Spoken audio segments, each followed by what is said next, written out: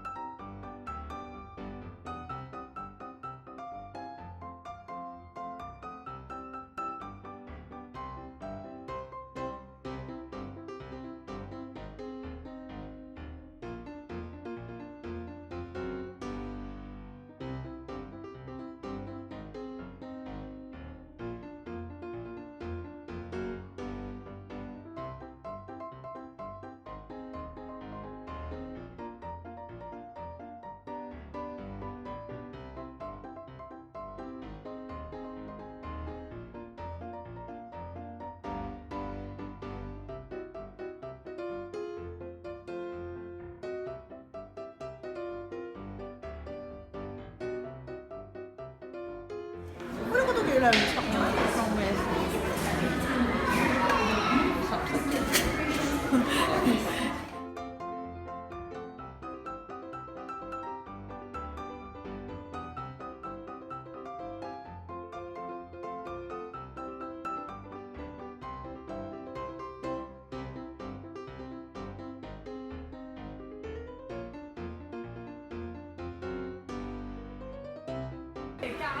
哇！呢個正啊，呢個正啊，79蚊啫，79蚊。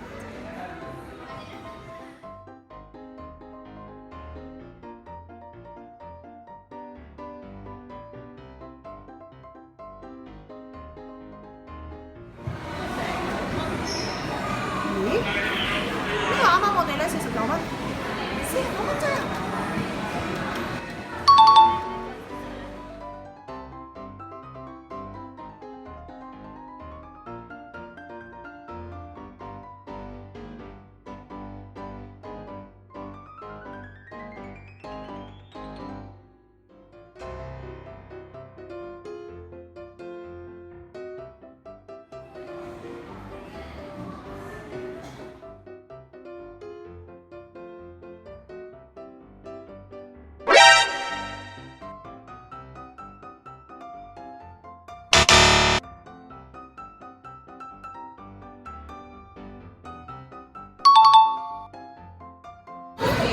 我都揾到個可以買嘅。OK 嘅，都有實質嘅用途嘅，同埋佢而家優惠啊，129條嘅50蚊嚟㗎，耶！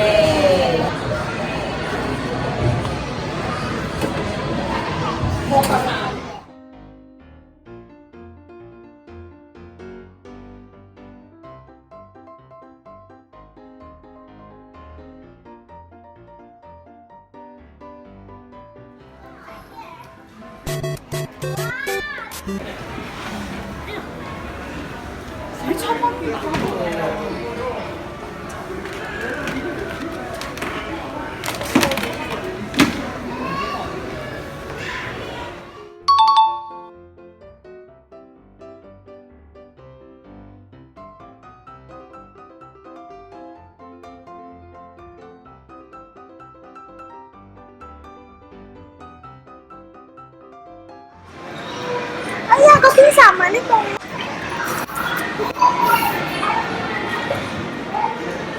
哎呀，呢度唔錯喎。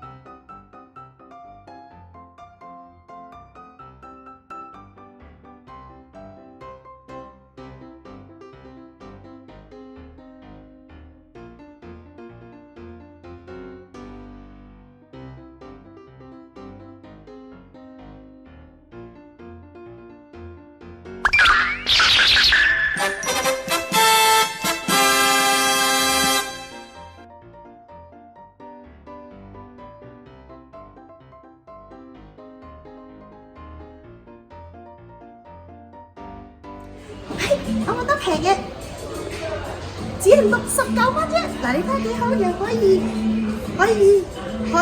以擺好多小食啦，咁樣啦，跟住之後可以咁樣拎住，好靚咧。因為少死啊！其實呢個我嚟做咩咧？成70蚊馬幣，84蚊港幣。其實你買嘢有冇諗清楚我嚟做咩㗎？買咩你想？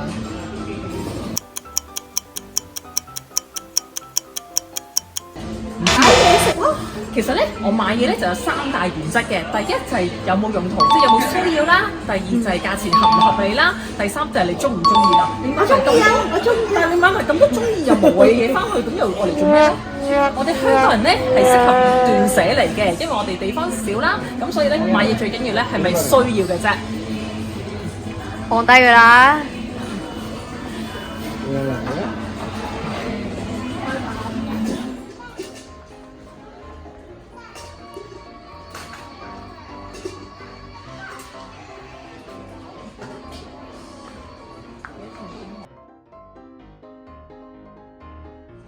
紅當當想點啊？唔買咪唔買咯。今日真係要多謝愛麗絲幫我哋做咗成日勞工啦。返到屋企，經過一番努力之下，可以變成咁，由咁亂嘅雜物房變成咁，最後仲幫我哋整咗個小賣部添啊！如果想多啲知道我哋檳城嘅生活，就撳個鐘仔訂閱我哋啦。